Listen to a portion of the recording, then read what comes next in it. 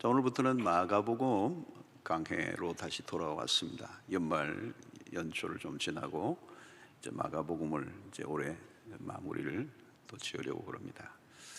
예수님이 이제 십자가를 앞둔 시점에 겟세마네 동산에 오르셨습니다. 제자들과 함께 마지막 아마 제자들과의 여행이 되겠죠. 마지막 동행의 장면입니다. 오늘 이 본문 가지고 다음 줄과 두 번에 걸쳐서 살펴보려고 합니다. 자, 십자가를 앞두고 예수님이 기도의 동산, 평소에 늘 드나드셨던 겟세마네 동산에 오르셨습니다. 십자가라고 하는 거대한 사건을 앞두고 주님이 취하신 것은 기도였습니다. 육체를 입고 계신 그리스도에게 있어서 십자가 사건은 만만한 사건이 아닙니다. 우리는 흔히 예수님이시니까, 하나님의 아들이시니까 그렇게 무덤덤하게 담담하게 십자가를 맞이했을 것이라고도 생각할 수도 있지만, 육체를 입고 오신 그리스도에게서 십자가 사건은 결코 만만한 게 아니었습니다. 매우 위협적인 것이었죠. 36절을 오늘 보면 이르시되 아빠 아버지여, 아버지께는 모든 것이 가능하오니 이 잔을 내게서 옮기시옵소서. 그러나 나의 원대로 마시옵고 아버지의 원대로 하옵소서 하고 하시고 그랬습니다. 참 위대한 기도입니다. 이 36절 한 구절이 위대한 기도예요. 이 잔을 내게서 옮기시옵소서 그랬습니다. 이 잔을, 컵이죠. 잔입니다. 자, 이 잔은 무슨 잔입니까? 저주의 잔입니다. 하나님의 진노를 쏟아부으신 잔, 심판의 잔이기도 합니다. 그런데 이 잔은 죄인이 마셔야 할 잔이죠. 그런데 예수님 앞에 그 잔이 지금 놓여 있는 것입니다. 그 앞에서 예수님이 멈칫하시고 계신 거죠. 멈칫. 왜냐하면 거기에 온 인류의 죄에 대한 대가를 쏟아부으시는 그 저주를 주님이 당하셔야 했기 때문입니다. 특별히 어둠의 권세자들이 예수를 죽이기 위해 총공세를 퍼붓고 있습니다. 십자가 사건은, 이 형벌은 인간이 당할 수 있는 가장 가혹한 형벌입니다. 특별히 이것은 육체적인 고통은 말할 것도 없고 가장 길게 고통을 겪으면서 죽어가게 하는 잔인한 형벌입니다. 육체적인 고통은 말할 것도 없어요. 정신적인 고통을 동반한 것입니다. 그리스도가 이 십자가 앞에서 당하시는 그 고통은 육체적인 고통을 훨씬 뛰어넘는 것입니다. 가끔 어떤 분은 마취 없이 척추 수술을 하셨는데 예수님의 고통에 동참하고 싶었다는 얘기를 간증을 하시는 분을 들었습니다. 그 보통 일이 아니죠. 마취를 안 하시고 척추 수술을 하셨으니까. 그러나 그 마음은 가상하지만 예수 그리스도의 고통에 동참하는 것은 불가능합니다.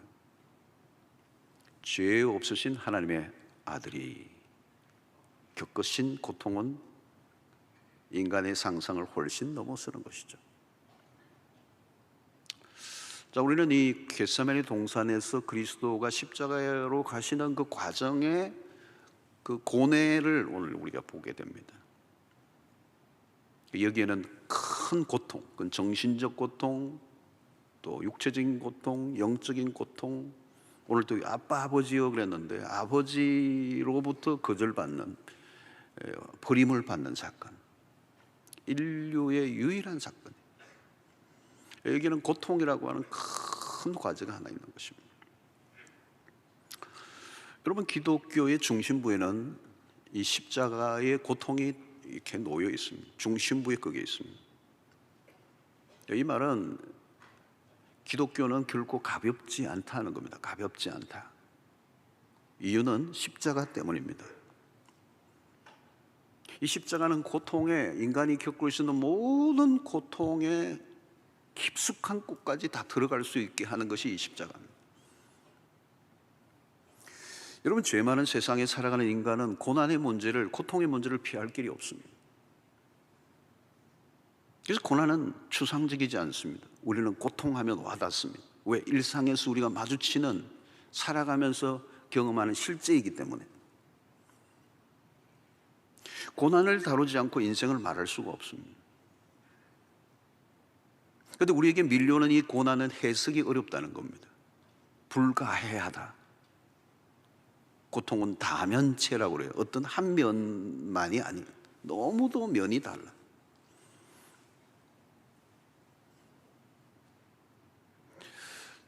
자, 우리는 고난을 다루지 않고 인생을 말할 수 없습니다. 우리에게 밀려오는 고난은 문제가 해석이 어렵다는 겁니다. 해석이 안 되기 때문에 답을 하기도 어려운 것입니다. 사람들마다 당하는 고통의 깊이와 그 고통의 종류가 다 달라요. 고난을 쉽게 다루면 안 되는 것이죠. 고난의 문제를 가볍게 다루는 사람을 만나면 분노가 막 일어납니다. 설교자도 성도의 고통에 쉽게 답을 해주려고 하는 시도는 설교자에게도 위험한 거. 너가 고난을 알아? 여러분, 그렇습니다. 내가 당한 고통의 깊이 안으로 들어올 수 있는 사람이 이 세상에 아무도 없습니다. 그리고 누군가 고통을 겪고 있을 때 그 고통의 안으로 내가 들어갈 수도 없어. 고난을 제대로 이해해 줄 수 있는 사람이 이 세상에 있을까요? 부부도 어려워요. 주변 사람들의 어설픈 위로는 고통을 더 심화시킵니다. 그 이야기가 욥의 이야기입니다. 기독교는 고난을 제대로 다룹니다. 고난의 정면으로 다가서게 합니다. 그것이 십자가입니다. 그리스도는 고난을 아시는 분이고 고난을 다루실 수 있는 분이십니다. 왜? 그분이 고난을 겪으셨기 때문에. 그리스도는 고난을 새롭게 다루시고 새롭게 해석하시는 분이십니다. 하나님의 아들이시면서 직접 고통을 겪으셨던 그리스도. 살다 보면 그 누구도 나와 같은 고통을 이해할 수 없을 것이라고 여길 때가 있습니다. 그때 우리가 그리스도에게로 나아가야 돼요. 우리는 그리스도의 고통을 이해할 수 없습니다. 그러나 그리스도는 우리의 고통을 아십니다. 오늘 우리는 본문에서 주님의 고뇌에 찬 장면을 보게 됩니다. 자, 주님의 기도 속에 우리는 첫 번째 발견하는 것은 주님의 기도는 진실했다는 겁니다. 33절에 보니까 베드로와 야고보와 요한을 데리고 가실 때 심히 놀라시며 슬퍼하사 그랬습니다. 자, 이 본문은 번역하기가 굉장히 어려운 단어입니다. 헬라 원어로도 보면 굉장히 어려운 단어들에 비해요. 이유는 뭐냐? 그리스도가 겪으신 십자가 앞에서 겪었었던 그 마음의 심경을 인간의 언어로는 표현하기가 어려운 거예요. 심히 놀라시며 슬퍼하사. 여기 놀라시다라는 이 표현은요, 너무 놀라서 턱이 덜덜덜덜덜덜. 이 슬퍼한다는 말은 거대한 충격을 동반한 고통을 말하는 것입니다. 그래서 여기 심히 놀라시고 슬퍼하셨다, 이것은 어떤 강력한 충격 속에서 극도의 슬픔에 잠겨 있는 상태라고 말하는 거죠. 자, 34절에도 보니까 말씀하시되 내 마음이 심히 고민하여 죽게 되었으니 그랬어요. 여기 심히라는 단어가 나오죠. 심히 내 마음이 심히 고민하여. 그러니까 이것은 이미 죽음과 같은 고통을 맛보고 있는 겁니다. 어마어마한 문제가 닥쳐왔을 때, 절망적인 사건이 다가왔을 때 심히 고민할 때 이미 내가 죽은 것 같은, 그 어떤 사람은 혼절을 하죠. 혼절. 그런 상태인 것입니다. 자, 여기서 예수님은 십자가를 앞둔 그 자신의 심경을 잘 표현하고 있는 것입니다. 예수님의 감정이 그대로 노출되고 있습니다. 자, 우리가 주목해야 되는 것은 연약한 육체를 입고 계신 인간 예수입니다. 그냥 내 십자가 짓게 하고 용감하게 나가신 게 아니에요. 심히 놀라셨고 극도의 슬픔에 잠기셨다. 짓누르는 고뇌에 찬 순간, 기도라기보다는 고뇌의 절규에 가까워.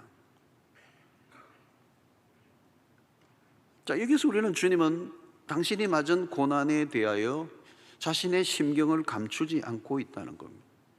십자가 앞에서 당신의 마음을 감추지 않는 거예요. 자기의 생각을, 자기의 감정을 그대로 표현하고 있는 것입니다. 이 잔을 내게서 옮기시옵소서.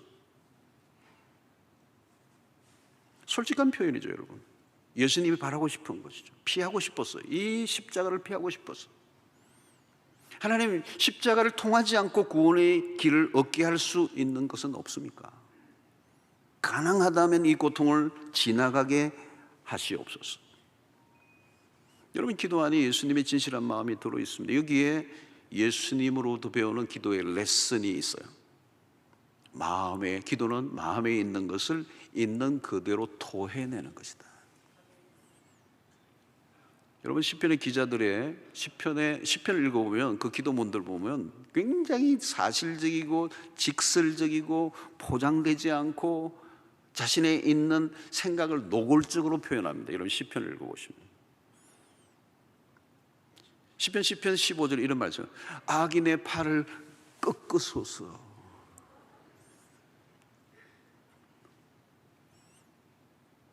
(58절) (6절에) 보니까 하나님이여 그들의 입에서 이를 꺾으소서.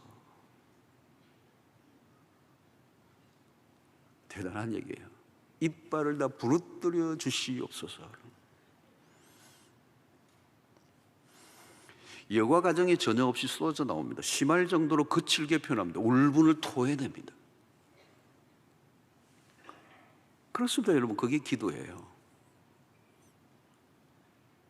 기도는 우리의 소원이나 갈망만을 표현하는 것이 아닙니다. 우리의 감정까지 쏟아낼 수 있어야 된다는 거예요. 시인은 원수에 대하여 무제한적으로 보복해 주시도록 단언합니다. 여러분, 기도가 응답되느냐 안 되느냐의 문제가 아니고 기도에 있어서 우리의 마음을 충분히 하나님 앞에 드러내는 일이 중요하다. 그래서 시편을 통하여 하나님은 우리의 어떤 것이라도 다 받아들여 주시는 분이심을 알려주고 있는 것입니다. 어떤 사람은 자신의 진심을 드러내지 않아요. 포장된 기도를 하는 거다. 아주 그럴듯한 기도. 자신의 감정을 드러내지 않고 자기의 감정을 감추어요.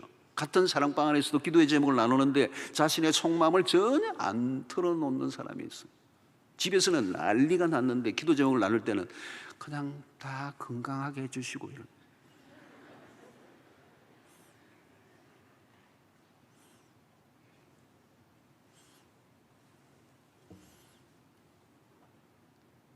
그러면 기도는 맴돌 수밖에 없는 겁니다.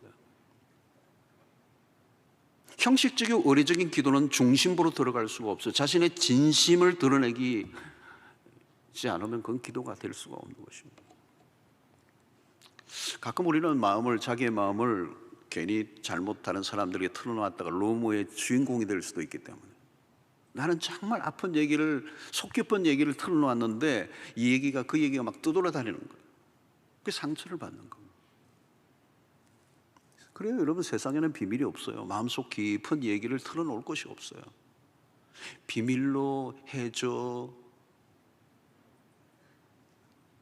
희망상해. 비밀은 없어요. 그래서 마음의 병이 되는 거죠. 내 마음을 털어낼 데가 없어. 정말 속 깊은 얘기를 털어놓을 것이 없어.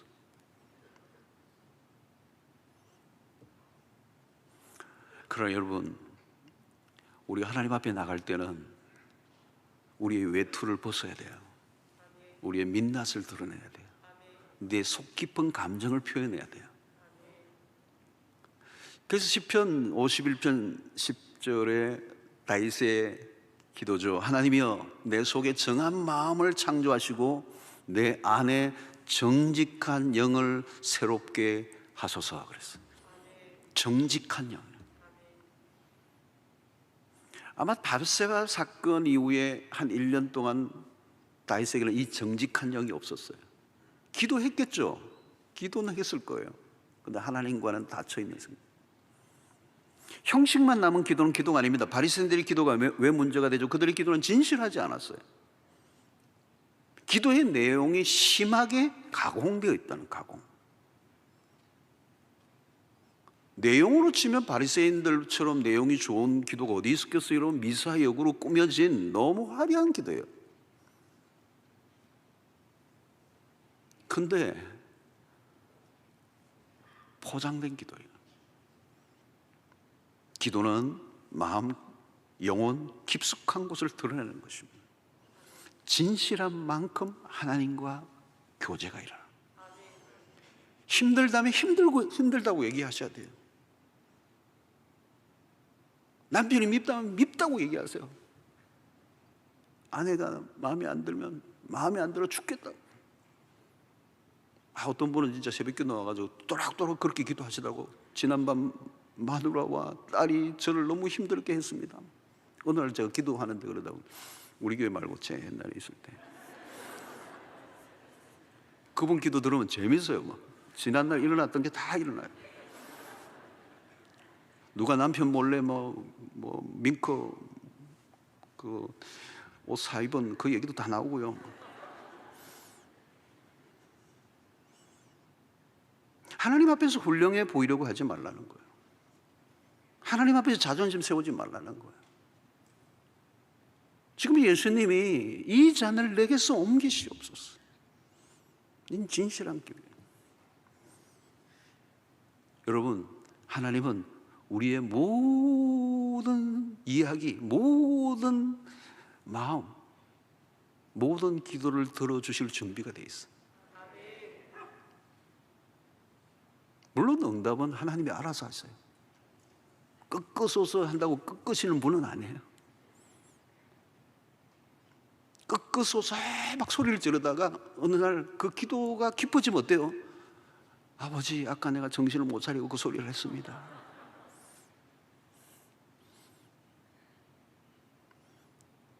중요한 것은 하나님 앞에서 정직하고 진실한 기도를 드려야 한다.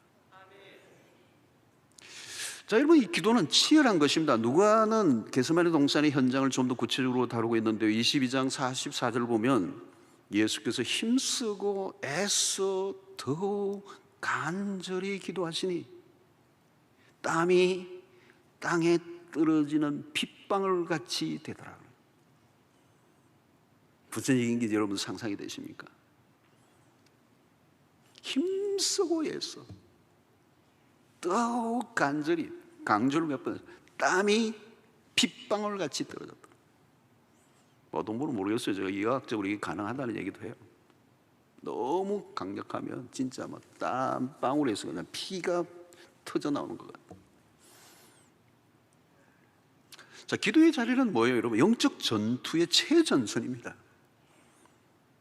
기도의 자리에서 승부가 나는 거죠. 예수님은 3번이나 동일한 기도를 드렸어요. 한 번으로 끝나지 않아요. 이 기도를 3번 힘써 애써 간절하게 정말 땀방울이 핏방울 되는 것 같은 기도를 3번이나 하시는 거예요. 어떤 사람은 말을 반복하는 걸 중원본 기도라고 하는데 주님이 중원본 하신 건 아니죠. 중원본이라는 것은 의미 없이 뜻없이 그냥 늘어뜨리는 걸 중원본이라 하지, 주님은 지금 사투를 벌이며 온 힘을 다하여 드리는 이 기도는 중원본이라고 할 수가 없죠. 사도 바울에게도 유사한 모습을 볼 수 있습니다. 자신의 몸에 찌르는 가시를 제거해달라고 3번이나 간절하게 기도했다고 그래요. 치열한 기도입니다. 바울에게 이 육체에 찌르는 가시는 자신의 사역을 감당하는 데 지장이 줄 정도였습니다. 그러니까 하나님 앞에 간절하게 3번이나 간구했는데 이 기도도 치열한 기도예요.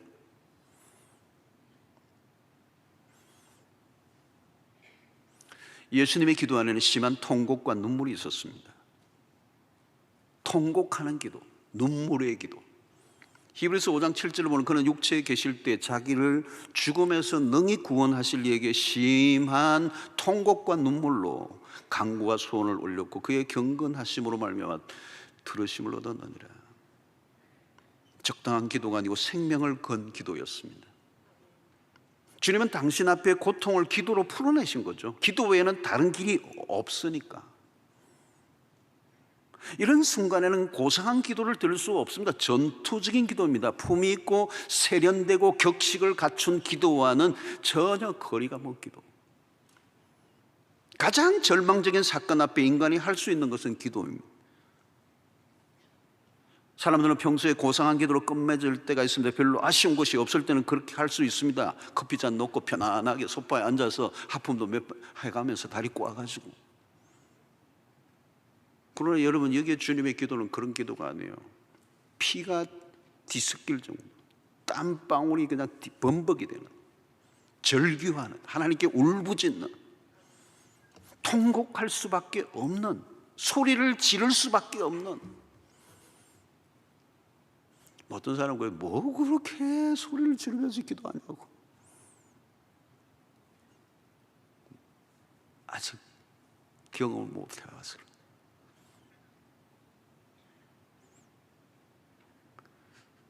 여러분, 세상에서 가장 치열한 곳이 있다면 기도의 자리입니다. 야복나루의 야곱은 하나님의 사자와 사투를 벌입니다. 하나님의 사자가 야곱의 엉치뼈를 쳐버렸습니다. 엉치뼈를 쳤어요. 그냥 주저앉는 겁니다. 근데 안 놓잖아요. 매달리잖아요. 야곱의 모습은 처절합니다. 죽느냐 사느냐예요. 형 에서가 400인을 거느리고 옵니다. 모든 게 초토화될 수밖에 없는 이 절체절명의 순간에 그는 매달리는 거죠. 뼈가 부러졌음에도 불구하고 처절하게 매달립니다. 날이 새기까지. 그런 기도입니다. 그게 기도입니다. 한나의 기도가 그렇습니다. 사무엘 1장을 보면 그녀의 기도가 얼마나 깊은 기도였는가. 그 시대에 무기력하게 앉아있는 엘리 제사장과 아주 대조를 이루는, 엘리 제사장 기도 안 했겠습니까? 그러나 그 기도는 무기력한, 기운이 빠진 형식적인 제도적인 기도였습니다. 그러나 한나, 그 시대의 불임을 안고 하나님 앞에 절규하는데, 그것은 영혼의 밑바닥, 가장 밑바닥에서부터 토해내는 기도였어요. 엘리가 나중에 보니까 너 술 취했나 그랬어요. 영적으로 분별력이 없는 제사장은 기도하는 모습을 술 취한 것으로 본 거예요. 얼마나 강력하게 기도했던지 막 마치 술 취한 것 같아요. 신약의 수로보니게 여인의 기도도 치열합니다. 딸의 문제를 해결하기 위한 엄마의 기도는 의례적인 기도가 될 수가 없어. 사느냐 죽느냐, 딸이 사느냐 죽느냐, 이 엄마의 모성에 하나님 앞에 부르짖죠.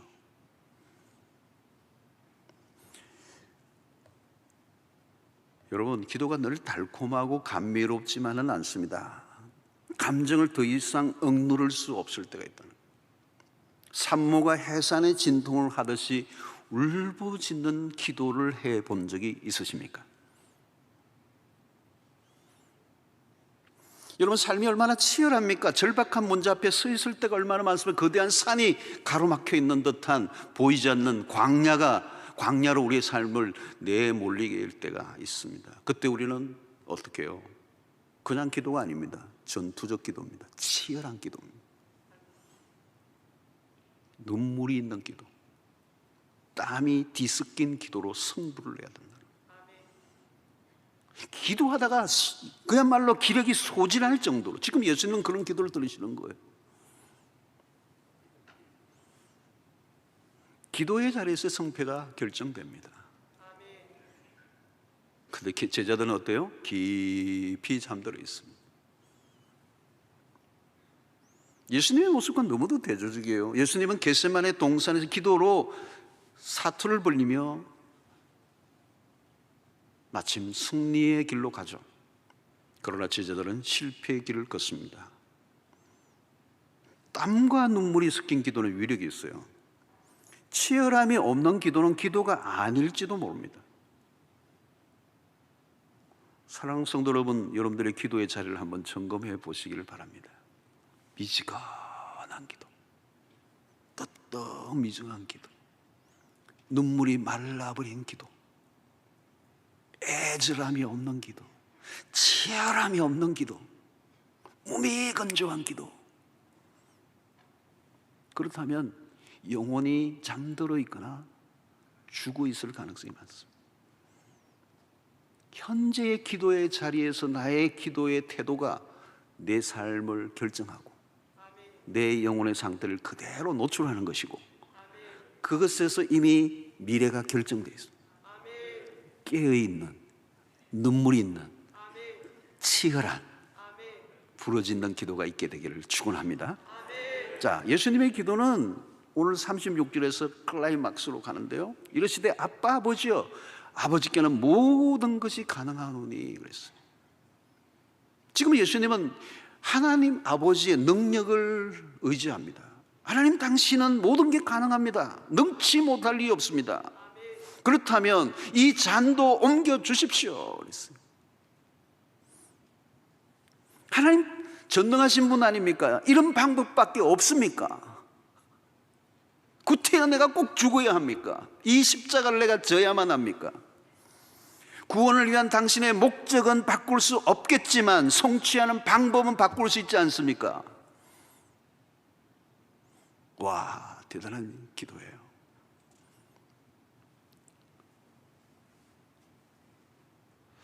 할만하시거든 이 잔을 내게서 옮기시옵소서. 할만하시거든 이 잔을 내게서 옮기십시오. 할만하시거든 옮겨주십시오.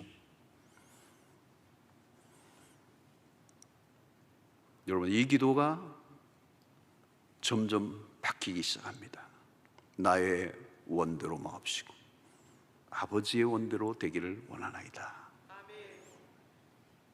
여러분, 이것은 체념이 아닙니다. 체념의 기도가 아닙니다. 아버지의 뜻에 완전한 복종입니다. 예수님은 겟세마네 동산에서 최고의 기도의 최고봉으로 우리를 안내하세요. 기도는 나의 원함을 관철하는 것이 아닙니다. 우리는 기도를 나의 목적을 이루는 도구로 생각할 때가 많습니다. 물론 하나님 우리의 기도를 들어주시기를 기뻐하십니다. 그러나 그것은 기도의 출발일 뿐입니다. 한 걸음 더 나가야 돼요. 하나님은 알라딘의 램프의 요정 지니와 같은 존재로 여겨서는 안 돼요. 지니야, 소원을 들어줄래? 만약 우리가 부르면 언제든지 나타나 나의 소원을 들어주는 신을 찾는다면 무당 종교와 다를 바가 없습니다. 무당에게 굿을 부탁하는 이유가 뭘까요? 나의 소원을 들어달라는 거예요. 무슨 거기에는 고상한 하늘의 뜻이나 이웃사랑의 개념이 전혀 없어요. 오직 내 소원만 들어주면 돼요. 여러분, 예수님의 기도를 통해 우리가 배워야 할 기도는 다릅니다. 나의 원함이 성취되고 응답받는 것이 아니라 나의 뜻이 꺾이고 아버지의 뜻 앞에 복종하는 기도. 이게 주님의 기도의 모델입니다. 히브리서 5장 8절로 9절에 보면 그가 아들이시면서도 받으신 고난으로 순종함을 배워서 온전하게 되으셨죠. 자기에게 순종하는 모든 자에게 영원한 구원의 근원이 되시고 있습니다. 주님은 완전한 복종을 보여주십니다. 주님은 아버지가 주신 잔을 외면하지 않아요. 그러나 나의 원대로 마옵시고 아버지의 원대로 하옵소서. 사실 여러분, 이 기도는 예수님 생애 전체를 보여주는 것입니다. 예수님은 그동안 그렇게 사셨습니다. 당신의 뜻을 따라 상계하라, 아버지의 뜻을 따라 사신 분. 산상수훈의 삶이 그렇습니다. 십자가가 뭘까요? 자기 부정, 나의 길이 아니라 아버지의 길. 제자의 길을 걷는 사람이라면 겟세마네 동산의 주님의 기도를 우리는 배워야 합니다. 아버지의 뜻 앞에서 우리의 선택은 하나만 있습니다. 순종입니다. 하나님의 뜻이 분명하다면 타협의 여지가 없어요. 우리의 소원보다 아버지의 소원이 훨씬 더 크고 완전하기 때문입니다. 예수는 이미 하나님의 뜻을 알고 계셨습니다. 그럼에도 반복해서 같은 기도를 드리신 이유는 뭘까요? 전능한 신으로 십자가에 매달리는 게 아니에요. 연약한 인간의 몸으로 그 자리에 나아가셨기 때문에 그 십자가가 얼마나 치열한 전쟁인가를 보여주고 있는 것입니다. 결코 간단하지 않다는 거예요. 극도의 압박감을 받으며 나의 원과 아버지의 원 사이에서 그런 힘든 과정을 거치고 있는 것이 세 번의 기도를 통하여 우리가 알려주고 있는 것입니다. 성도 여러분, 나의 원함을 끊고 아버지의 원하심으로 넘어가는 이 길이 얼마나 어렵고 험한 길인가.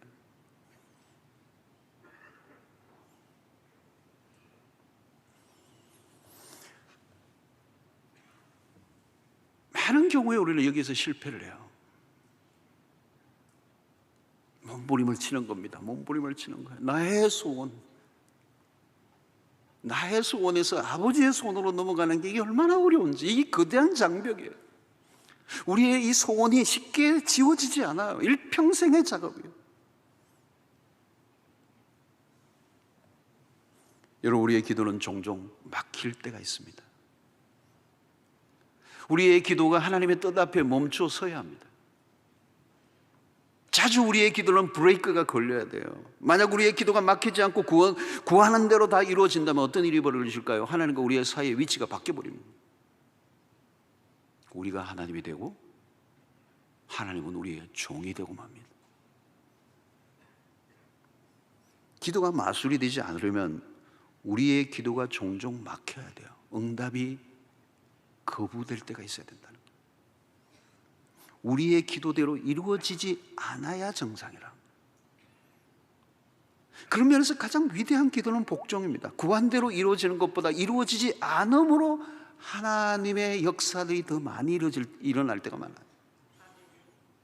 여러분, 우리의 구하는 대로 다 이루어지면 안 됩니다. 기도의 응답으로 감사할 때가 있지만, 그러나 이루어지지 않음으로 인하여 우리의 신앙이 자라가는 경험을 할 때가 더 많아요. 성도 여러분, 복종의 기도는 모든 것을 하나님께 맡기는 것입니다. 우리의 최종적인 선택은 하나님의 뜻에 모든 것을 내어 맡기는 것. 우리는 기도에서 효력을 강조합니다. 기도한 만큼 얻어야 할 것이 있어야 한다고 생각합니다. 투자 대비 얻은 소득이 중요한 세상에서 우리는 살아가고 있어요. 내가 기도를 위해 드린 시간이 얼마인데 하나님 응답 안 해주시겠습니까? 우리는 항상 기도를 통해서 얻은 것이 무엇인가를 계산합니다. 그것은 기도를 잘못 이해한 것입니다. 기도는 그것보다 훨씬 더 높은 차원이 있습니다. 기도의 세계는 끝이 없어요. 기도를 통해 우리가 무엇을 얻었냐보다 무엇을 배웠느냐가 더 중요합니다. 기도는 하나님을 알아가는 과정이에요. 하나님을 알아갈수록 하나님의 뜻을 알게 되고, 그 하나님의 뜻을 알게 될 때 우리는 온전히 순종할 수 있게 되는 것입니다. 왜? 그 뜻이 우리에게 훨씬 더 유익하다는 것을 알기 때문에. 한국교회는 기도에 열심히 해요. 열심히 기도하는 것까지는 합니다. 한국교회만큼 기도를 열심히 하는 세계교회에서 어디에도 없습니다. 자, 그런데 왜 그 열심히 기도하는지에 대해서 분명하지가 않아요. 기도는 불인데, 뜨거운데 기도의 방향이 확실하지 않을 때가 많아요. 그 기도를 자세히 들어보면 기도 안에 동기가 좀 불순해. 그 안에 뭔가 이기적인 욕망이 들어있어요. 여러분, 그런 잘못된 동기로 아무리 열심히 불같이 기도해도요, 그건 오히려 더 위험한 것입니다. 열심히 기도하는 것보다 더 중요한 것은 바른 기도입니다. 하나님 우리에게 응답하시는 것만 기도가 아닙니다. 우리가 하나님께 응답하는 기도로 변해가는 것. 유진 피터슨 그런 얘기했죠. 응답하는 기도라는 표현을 써요. 우리는 하나님이 우리에게 응답하는 것만 생각하는데, 진정한 기도는 우리가 하나님께 응답하는 것이다. 땅의 문제에서 하늘의 문제로 발전되어져 가야 됩니다. 우리의 고통이 제거되는 것도 좋지만 더 중요한 것은 우리의 고통을 통하여 하나님의 뜻이 이루어지는 것. 진짜 응답은 뭘까요? 하나님의 뜻이 이루어지는 것. 여러분, 우리가 주기도문을 통해서 날마다 하는 기도가 뭐예요? 뜻이 하늘에서 이룬 것 같이 땅에서도 이루어지리라 라고 합니다. 하나님의 원하심을 받아들이는 것, 아버지의 원대로, 그 말은 뭘까요? 예수님은 십자가의 죽음을 받아들이시는 것. 하나님이 자신에게 내릴 그 진노를 받아들이겠다는 얘기예요. 나의 원대로 마옵시고 예수님은 자신이 살 권리도 희망도 의지도 내려놓으셨어요. 구원의 역사가 이루어지기 위한 아들의 선택은 참으로 놀랍기 거지없습니다. 아들은 아버지의 뜻에 모든 것을 맡깁니다. 완전한 복종, 바로 여기에 하나님의 역사가 이루어지는 지점이에요. 창세기 22장에 아브라함이 아들을 번제단 위에 올려놓습니다. 이삭은 아버지 앞에 완전한 복종을 보여주죠. 여러분, 그 당시에 창세기 22장 정도면 이삭이 틴에이저를 통과하고 있는 그런 나이에요. 아브라함은 벌써 나이가 완전 노인이죠. 번제단 위에 올려놓으려고 할 때 그냥 순순히 아들 이삭은 번제단 위에 올려지는 거예요. 웬만하면 아빠 왜 이러시는 거예요? 이러면 아브라함 완전히 큰일 나야죠. 그대로 순종하는 아들, 그리스도를 예표하는 것이죠. 그때 하나님이 이삭을 위하여 숫양을 준비해 놓으셨습니다. 여호와 이레. 세례 요한이 그렇게 고백했던 세상 죄를 지고 가는 하나님의 어린 양이 바로 그것입니다. 예수님은 지금 아버지의 처분에 모든 것을 내어 맡기고 있는 것입니다. 하늘의 뜻이 이루어지는 곳에는 복종이 있습니다. 기도의 절정은 응답이 아니라 우리의 어떤 원함이 이루어지는 게 아니라 아버지의 뜻에 완전한 복종을 하는 것. 복종은 나의 원함이 아닌 하나님의 원하심에 대한 응답입니다. 이것이 기도의 절정입니다. 여러분, 우리는 우리에 대해서 몰두하죠. 세상 안으로 들어가면 모두가 자신의 권리를 주장하기 바쁩니다. 세상은 끝도 없이 나의 권리와 상대의 권리의 싸움, 이 충돌이 벌어지는 세상이에요. 나의 정당함을 주장하기에 몰두합니다. 자신의 권리를 결코 놓치면 안 된다고 우리는 세상 속에서 배워와요. 어딜 가나 권리를 쟁취하려고 핏대로 세웁니다. 결정적인 순간에 오면 하나님의 뜻은 온데간데 없어요. 각자가 자기의 목소리 내기에 정신이 없습니다.